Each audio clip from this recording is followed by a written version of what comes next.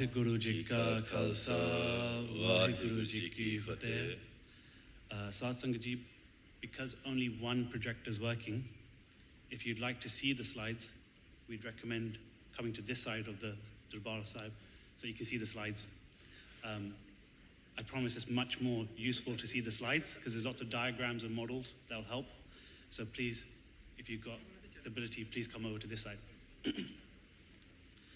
So Maharaj Kirpa, we've been lucky enough to come here today and listen to a number of different Gurmukhs talk about lessons that they've had in life through the experience of doing Simran. What we're really lucky is, they've said it so many times, we're so lucky to come into this Darbar, we're so lucky to have this life. And Bhai Seva Singh used to say, Satsang Ji Appe Sara Ik Parivar. And I never knew what that really meant. We're one Parivar, but we come from so many different families. But what he's saying is you've not come from far away, from different parts of the UK, different parts of the country, different countries like the US. You haven't come that far. You come from many, many life forms. You've come from so many different life forms to come here today. And the reason why we've been chosen all to come today is because of our Sanjogi. In different lives, we've shown different levels of pyar to one another, whether it's in a human form, whether it's in an animal form, a fish form, whatever it was. We've shown some pyar to each other. That's why we're here today as Sanjogis. And also, we're here in the best sense. We're here to talk about the mind as the Satsang. So as you know, there's a camp going on. This is a 4-day camp. So there's 3 days where we're going to be speaking.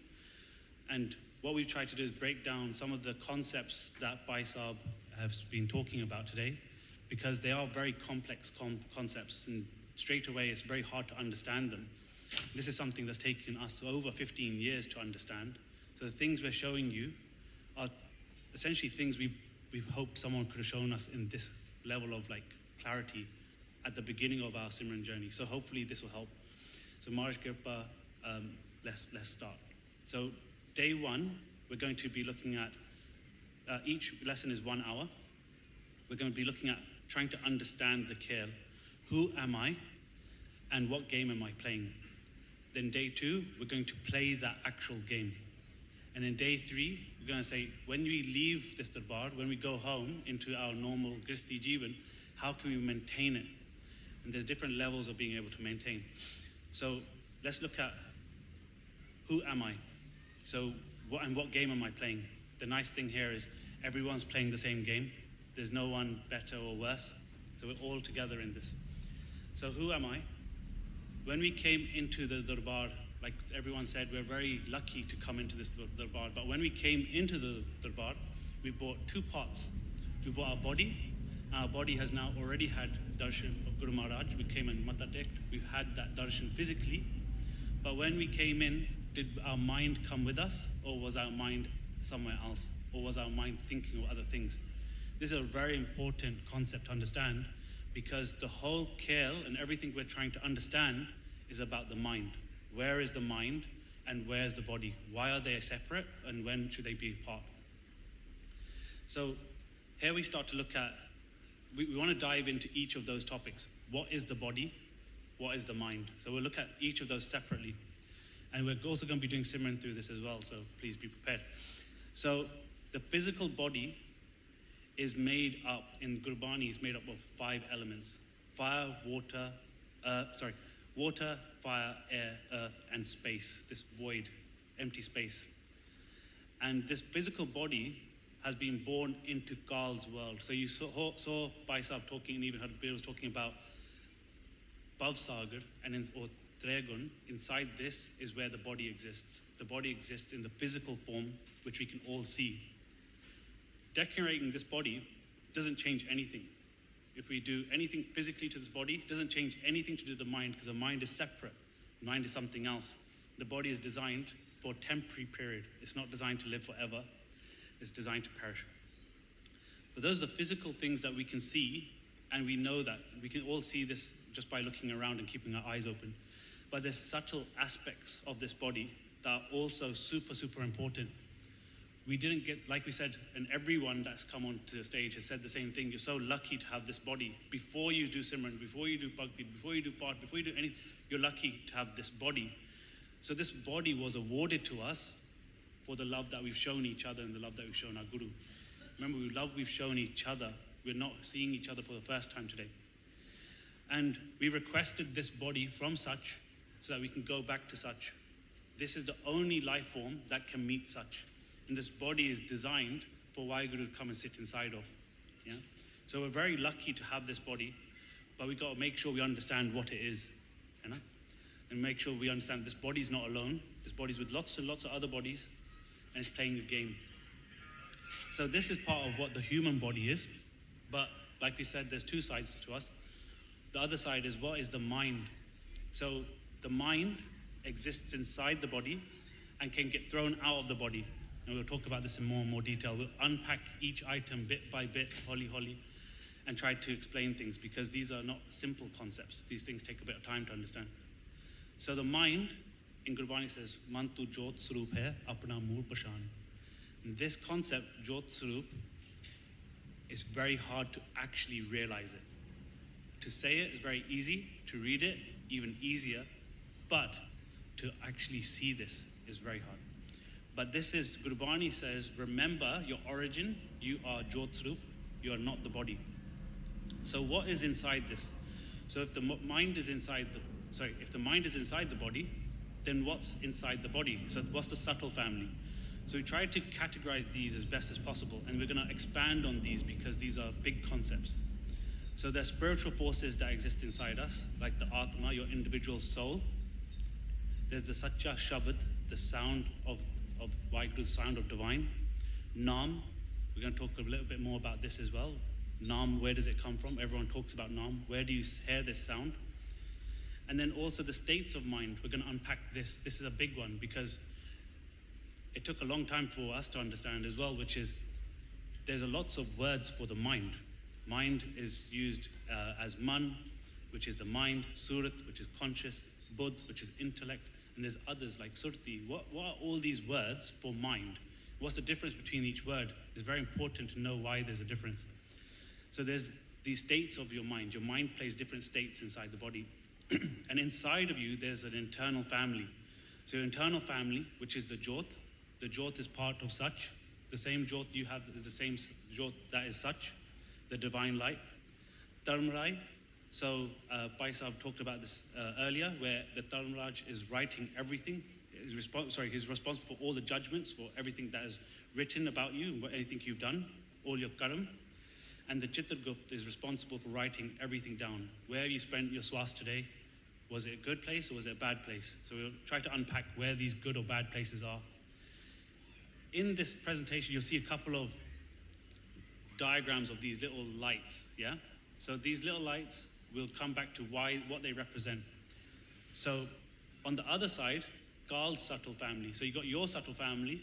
On the other side, you're playing the game against Kaal. Kaal's subtle family is the Dusht Atma, which is when the Atma becomes corrupt by the five thieves. It doesn't realize there's a game. It's just essentially become part of the five thieves. And Tregun, Rajagun, Tamogun, Satogun. We're going to be talking a lot more about this model. Bhai Sahib went through this model earlier today. We'll explain it in English. And there's also another family, Kaal himself, which is the king of the manifested universe. Everything you see, that's all belongs to Kaal. And the Panjdut, which are the five thieves.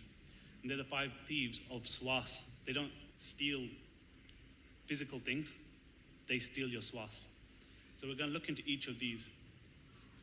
But like we said at the original slide, when you came into the Darbar, you came in two parts, your mind and your body, two separate parts, and each part comes in different levels. Body's here, mind we don't know yet, we'll figure that out. But in Gurbani it says, to be able to bring your mind into the body, you have to do two things. You have something called a Karam Indriya, which is the physical body senses, and Gyan Indriya, which is senses of the mind. It's important to know that you need both. Because when we're saying we're bringing the mind and the body together, how do we do this? So Karam Indriya is your physical body where you have essentially physical control of the 9 doors. So in your body you have 2 eyes, 2 ears, 2 nostrils, a mouth, and 2 below. That's 9 doors. Those 9 doors are senses where it can get inputs from the world. The world can provide inputs to the mind through these 9 senses. But there's also senses that are actual senses that are across your body as well. So touch, hearing, smell, sight, and sound. All of these things are where the Panchduth and Kaal gets all of their inputs to give you thoughts, give you context, give you framework of trying to think. But on the other side, your Gyan Indriya, this is how do we control the mind? So if I can control the 9 doors and I can control my 5 senses, how do I control the mind? This is where the application of Gurmat is very important. So we use Manmat, which is our own thinking. Now we're going to switch to Gurmat, which is the thinking that the Guru has provided us. So a method for controlling the mind is important. That's required. And understanding of the kaal is also required. You need both of these. And we'll break these down in a moment as well. So in Gurbani, it talks about why this is important. Those who close off the 9 gates and restrain the wandering mind come to dwell in the home of the 10th gate. There the unstruck melody of the Shabad vibrates day and night. Through the Guru's teachings, the Shabad is heard. So it shows how important it is to close these doors. And that's the way you control this mind. The doors need to be shut and you need to have Gurmat. You need to have both of these. So we're going to start to go bit by bit. We're not going to jump anywhere. We're going to do bit by bit. If there's a need for technique from the Gurbani, for Gurmat to tell us how to control your mind, then this is one. Jo Saas, giraas, dhyaye mera har har, so gursik, Guru man pave. Whoever meditates on the name of the Lord with every breath, he is gursik. He considers the Guru himself as his guide. So Saas, giraas, this is doing Simran on every breath. So we've heard about this all day today, how to do Simran on every breath and why this is important. But this itself is a technique, is a method. It's not us making up our own methodologies. These are in Gurbani. And Gurusik is someone who lives in constant remembrance of the Guru. So this is an avastha itself. And Guru Manpave, such person reveres the Shabad Guru as the internal guide and mentor. The more and more time you spend with the Shabad Guru, doing Simran, the more and more that Shabad will teach you the way to see such. You'll see it internally. You'll get lessons internally. Your dhyan will move places internally. Yeah, so we spend a lot of time collecting gyan, collecting really, really advanced information. Really and truly, I've been learning the same lesson from day one till today. It's pretty much the same. So the question is can you spend time with the Simran? And if you can spend time with the Simran, it itself will teach you. So we're going to try to do this together. So what we want to do is be able to put our dhyan, when we get to we're going to go through a couple of steps. We want to put our dhyan about 5 or 6 inches in front of our mouth. Yeah, and we want to look here. This is the early stage of Simran. We want to focus here, and we want to be able to do our Simran. But before we do anything, we need to relax the body. So either sit straight, sit against a wall, sit on the couches at the back, stand, however you're comfortable. That's the most important. Before you do anything, it's most important, make sure you don't put stress on the body. Why do we do that? We don't want to have any distractions from the body, and we want to reduce thinking about the body. Yeah, so we're sitting comfortably is most important. That's the first place to start. Then what we're going to do now is Saas Giraas Simran. So like I said, we want to end where we're focusing just here. I'll try to say it, but just here, right in front of the mouth. But the mind has become so out of control. The mind is called a man bachcha. It's like a child that runs around. If the child is running around constantly, we have to control where it goes. So we're going to start by focusing on the mouth.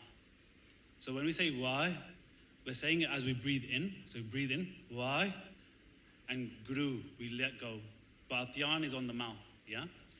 If anyone has struggle breathing in and saying why, just pull your tummy in slightly, not too much, very slightly, and the air will naturally go in. So when we say why, air in, guru, air out, listening to our own voice, no one else's, eyes closed. And remember, we're focusing on your own mouth, yeah? Let's try this for a little bit. Why, guru, why, guru, why, guru, why, guru, why, guru, why, guru,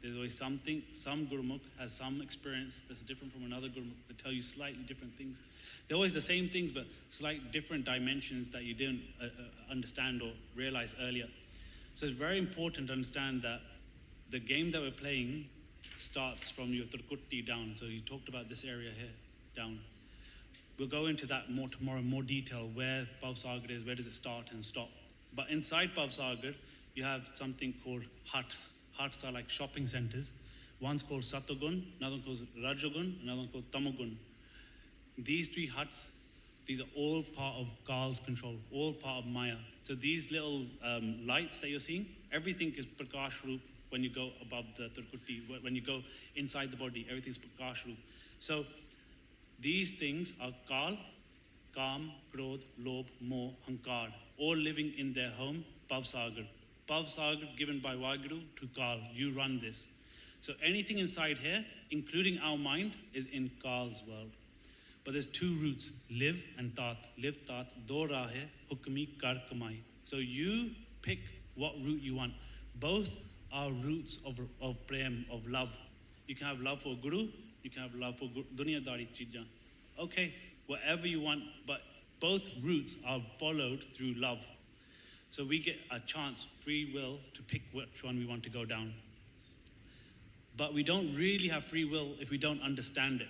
If we don't understand it, then someone else is picking our will and someone else is writing our swas for us. So it's important we understand what is inside each one. So Satogun, inside here, is called the ocean of peace. Here we have a lot of hukum to come to this hut. A lot of Gurmukhs come to this hut and spend time here. You can start to see a Satoguni mind when you see one. You can start to recognize it. Daya Santok, empathy and contentment. Dharam, righteous path, not ritualistic following of ritualistic tasks. Jatsat, discipline over impulses and truthfulness. Sanjam, restraint, guided by love and Guru's wisdom, not forced suppression. This is really important, not forcing your suppression. Pundan, so good deeds done in charity, not without any ego. And we'll talk about why is this in Satogun then. We'll talk about this in more detail. Why is stuff not done in ego also still here? There must be some level, some trace of ego still somewhere. So we'll talk about that more. Nimrata, letting go of your ego, serving others with love. Shenshilta, humility, peace, tolerance, gentleness.